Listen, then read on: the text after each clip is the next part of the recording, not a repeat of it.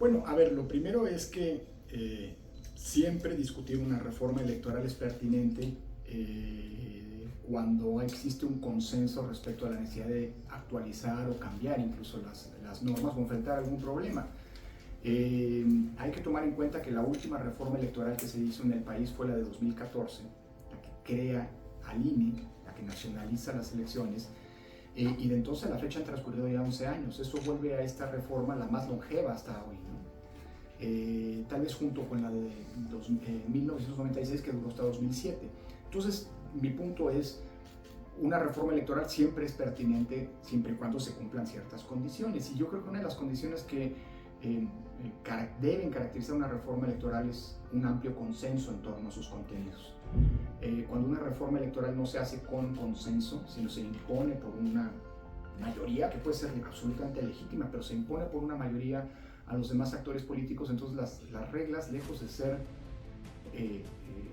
mecanismos para resolver problemas, se convierten en el problema y se convierten en el punto de partida de las descalificaciones de los procesos electorales.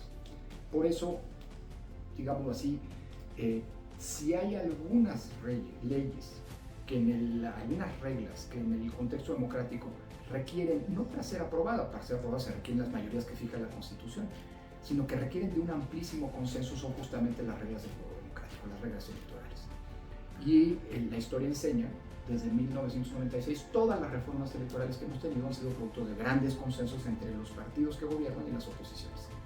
Así que lo primero sería, pues, ojalá si hay una reforma electoral, ojalá se privilegie este consenso, aunque pues, las experiencias recientes, sobre todo a partir de la conformación de una mayoría calificada inconstitucional desde mi punto de vista, en el caso de la Cámara de Diputados, y producto de chantajes, de las peores prácticas en el Senado, compra de votos, de voluntades en el Senado, pues nos habla de una serie de cambios estructurales que fueron impuestos y que no fueron consensuados. Y eso me preocupa, porque no es lo mismo siquiera me preocupa en todos los casos, pero no es lo mismo lo que tiene que ver con los órganos constitucionales autónomos que lo que tiene que ver con las reglas de acceso al poder, es decir, las reglas electorales.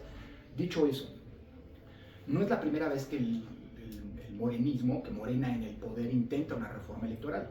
De hecho, esta es la cuarta ocasión que se pretende la quinta de hecho, que se pretende una reforma electoral. La primera fue en 2019, cuando un conjunto de diputados de Morena presentaron una iniciativa que era muy peligrosa porque prácticamente vulneraba la vida colegial en el instituto y hacía que el Congreso se metiera a decidir quién iba a ser el presidente y cómo iba a ser el presidente periódicamente. Esa reforma fracasó porque provocó una reacción ciudadana, aquella que se expresó en el hashtag Yo Defiendo al INE. Más tarde, en 2022, el presidente López Obrador presentó el Plan A, que era una reforma crucial que desaparecía el INE y transformaba radicalmente el sistema electoral. De hecho, esta es la primera vez que se plantea elegir a funcionarios públicos popularmente, como después ocurrió con los jueces, refiriéndose a los consejeros y consejeras electorales. La reacción ciudadana, la respuesta del INE en su momento provocaron que esa iniciativa no tuviera los votos en la Cámara de Diputados. Vino el Plan B, que se aprobó unilateralmente, que también era muy riesgoso, desmantelaba la estructura del INE y demás. Y luego vino la anulación por inconstitucional por parte de la Corte de esta reforma. Más tarde vino el Plan C, en febrero del año pasado, y de todo el gran conjunto de propuestas que incluía el Plan C, la electoral se dejó en esta ocasión al final. Es decir, lo que yo he definido el asalto a la institucionalidad democrática, inicialmente comenzó por lo electoral, pero ante el fracaso, lo electoral se dejó al final. Y fueron primero por el Poder Judicial, por la militarización de la Guardia Nacional, por la extensión de la prisión preventiva oficiosa, por la desaparición de los autónomos, etc. Y lo electoral pues queda como la última de las reformas.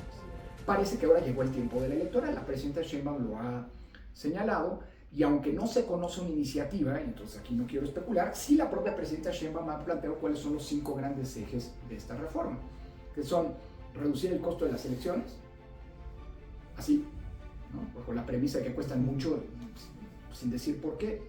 Yo digo, sí cuestan mucho las elecciones, me tocó administrar elecciones durante 11 años, no más faltaba si no lo sé, pero también me queda claro lo que son elecciones baratas, vayan a ver lo que fueron las elecciones judiciales, las peores elecciones en términos de integridad, de calidad, de vigilancia, ¿no? Que se han hecho en los últimos 20 años, 30 años, y costaron la mitad. Pero decía, lo que dice la presidenta, reducir el costo de las elecciones, reducir el costo del INE, reducir el costo de los partidos, del sistema de partidos, elegir a las consejeras y consejeros del INE, como ha ocurrido con los jueces, y desaparecer la representación proporcional y sustituir este mecanismo por una especie de representación de las minorías. Yo me imagino algo semejante a lo que ocurre o en la Ciudad de México o en el Senado de la República. No se sabe mucho más, pero viendo los antecedentes, es decir, estos 4 intentos previos de reforma y los ejes que ha planteado la presidenta, pues parecería ser, creo que es una preocupante iniciativa, o que puede traducirse en una preocupante iniciativa de regresión democrática. ¿Por qué? Porque me parece que afecta los principales ejes sobre los que se construyó nuestro sistema democrático en lo electoral. El primer eje tiene que ver con la representación de la pluralidad política.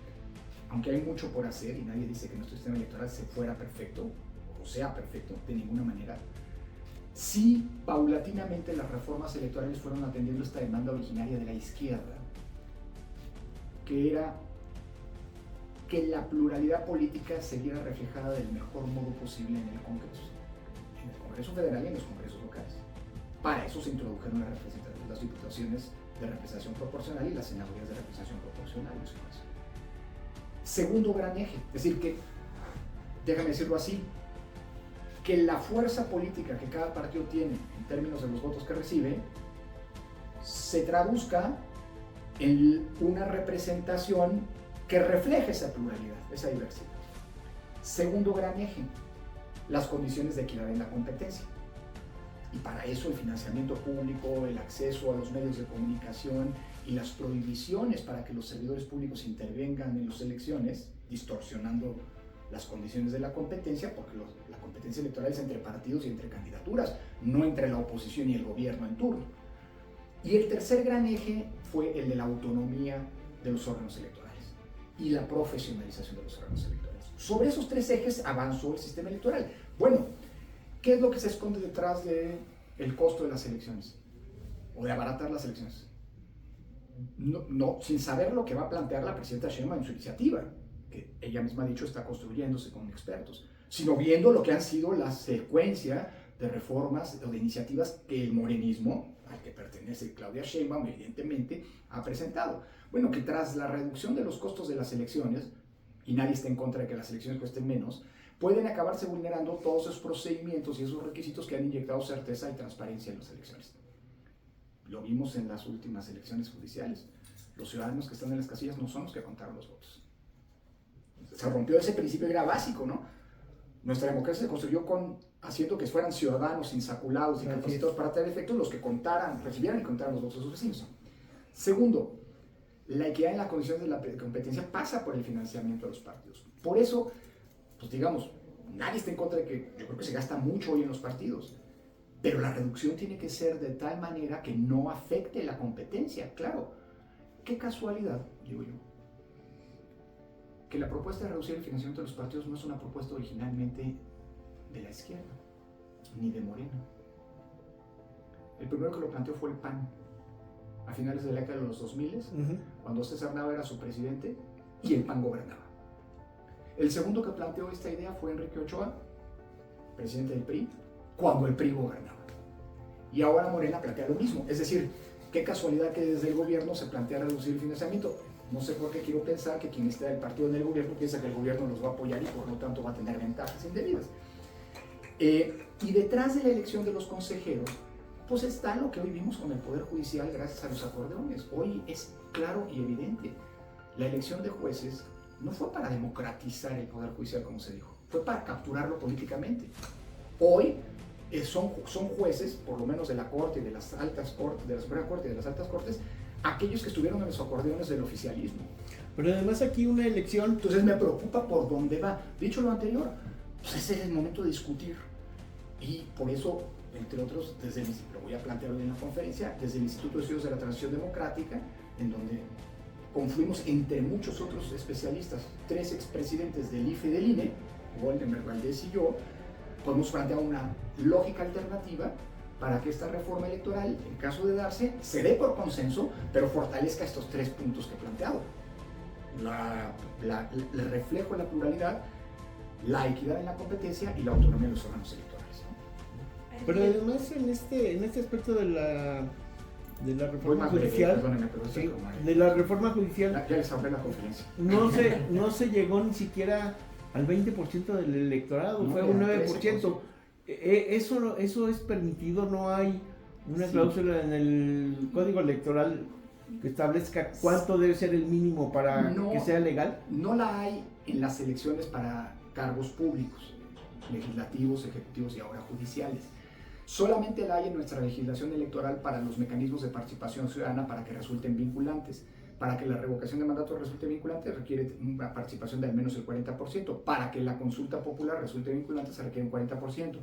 Esto es lo que técnicamente se conoce como quórum en las elecciones, un quórum mínimo de participación. Pero en las elecciones en donde no se establece un quórum, pues puede ocurrir como pasó, que participe un 13% y que solamente un 9% haya votado de manera válida, ¿no? De todos los electores registrados con derecho a hacerlo, y las elecciones sean válidas al final, ¿no?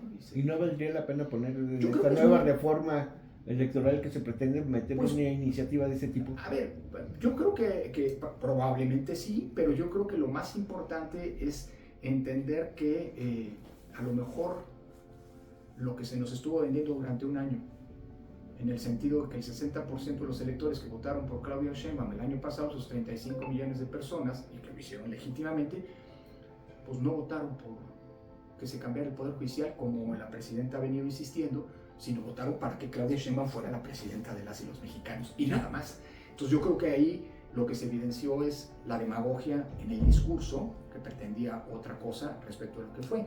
Y yo creo que sí debería alertarnos, es decir, son elecciones válidas, pero a ver, uno de los poderes de la República, ahora todos son electos, pero uno de los poderes fue electo por 1 de cada 10 electores. Y eso evidentemente trae un boquete en la legitimidad democrática de ese órgano, lejos de lo que se quería cuando se pretendió, al menos en el discurso, lo contrario. Entonces yo creo que sí es preocupante. ¿Podría ponerse un quórum? Sí, es cierto, aunque ¿en dónde ponemos el quórum? Y esa es una discusión no menor. Por cierto, el presidente López Obrador quiso en el plan C bajar el quórum en el plan A, bajar el quórum de la revocación de mandato de 40 a 30. ¿Sí? O sea, en fin, nos han leído como un mensaje a su sucesor o sucesora, pero bueno, esa es otra historia, no me meto en esas cosas. ¿Y estas modificaciones podrían atentar contra los órganos electorales locales? Bueno, sí, evidentemente. Bueno, se está planteando en el plan A y en el plan C, que eran reformas constitucionales, el plan B fue un paquete de reformas legales, se planteó la desaparición de los soples. Y no hay claridad de cómo va a ser la iniciativa de la presidenta Sheinbaum, pero es muy probable que se plantee la misma historia, con lo cual el INE vendría a asumir, no como ocurre hoy en día, desde 2014, parte de los procesos locales, porque los procesos locales, como ustedes saben, en el caso del Estado de México, en parte lo realiza el INE, en parte el IEM. Y lo importante es la coordinación entre los dos órganos. Todo lo que tiene que ver con la integración de las casillas en las elecciones locales, las estatales, las municipales, es responsabilidad del INE, la capacitación de los funcionarios es responsabilidad del INE, todo lo que tiene que ver con la organización y con el resto de la organización y con la impresión, por ejemplo, de la documentación electoral, tiene que ver con el OPLE. El INE es el responsable de la operación de las casillas en una elección local el día de la jornada electoral, pero el OPLE es el responsable de la publicación de los resultados y del cómputo de los votos.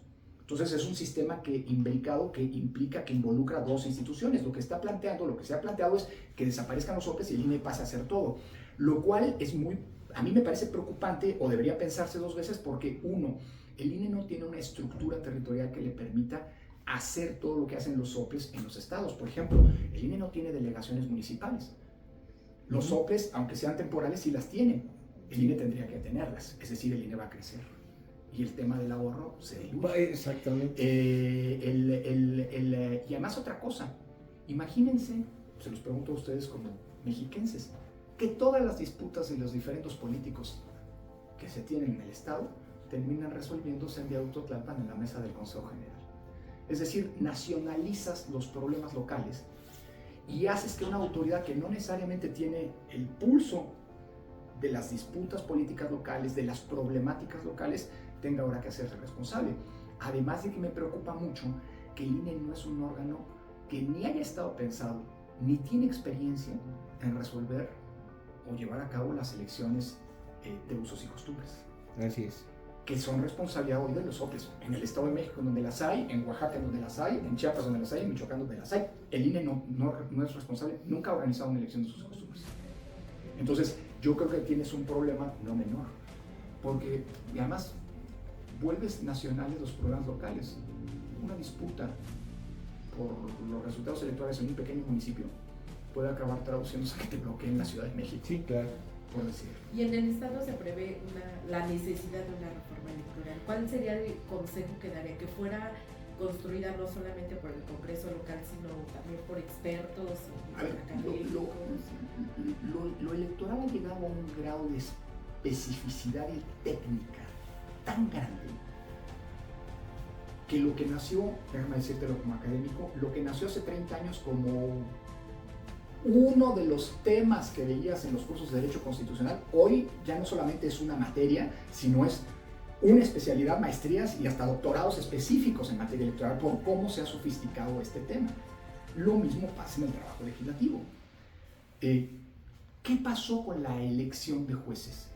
¿Dónde estuvo buena parte del problema?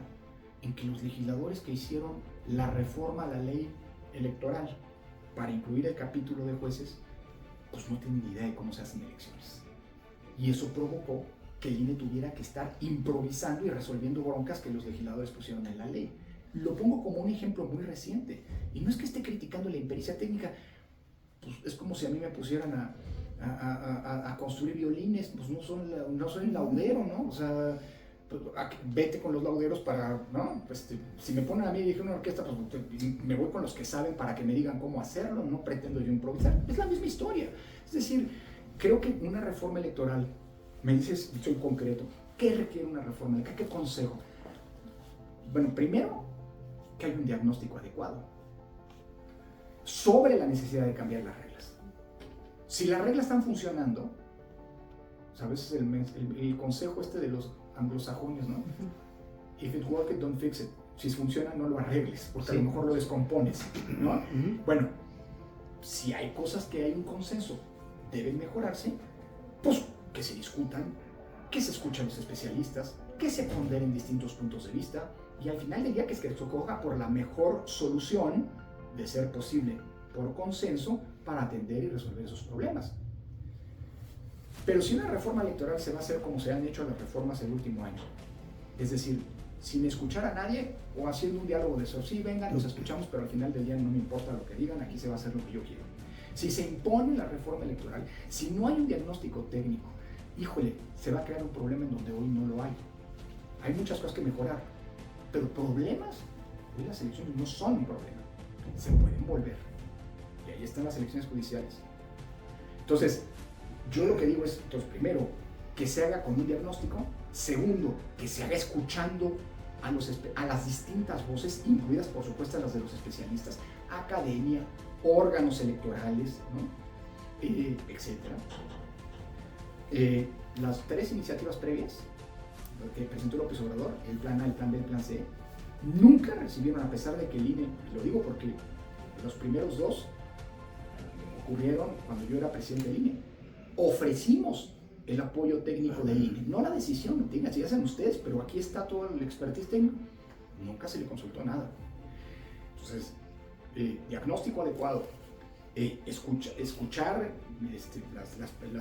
la dimensión técnica y sobre todo construir soluciones de consenso, me parece que son el ABC más elemental para avanzar hacia una reforma electoral.